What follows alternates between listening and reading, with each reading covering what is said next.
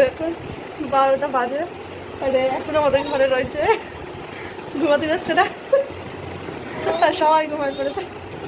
এখন আমরা বাকি, ওখানে আমার ঘরে বসে খেলা করছে আর কি।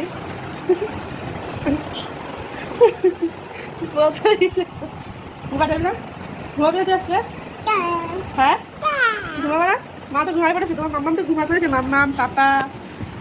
হ্যাঁ, কত বাজে এখন? 12টা 10 হয়ে গেছে। ঘুমাবি না? ঘুমাবি না?